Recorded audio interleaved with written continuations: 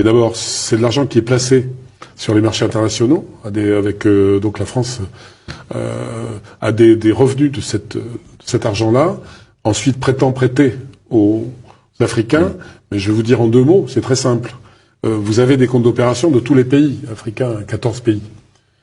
Quand la Côte d'Ivoire, il y a des pays qui sont toujours en positif sur leur compte. Il y en a qui sont toujours juste ou en négatif.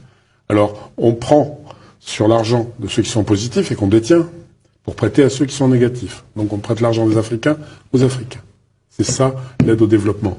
Il faut le savoir, parce que les Français ont le sentiment d'être pillés par les Africains et qu'on aide les Africains et qu'ils se débrouillent pas. On leur prête leur propre argent. Que ça soit clair, c'est la vérité.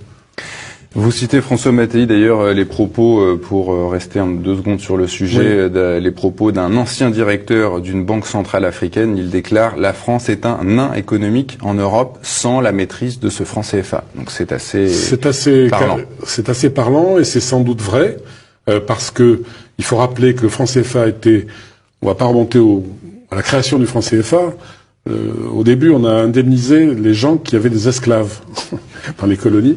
On leur a donné de l'argent.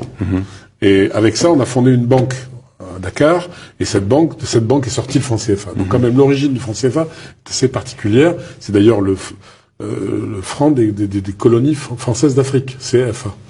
Bon, après, on a dit de la communauté financière africaine, parce que c'est aussi beaucoup plus joli, et la sémantique compte en politique.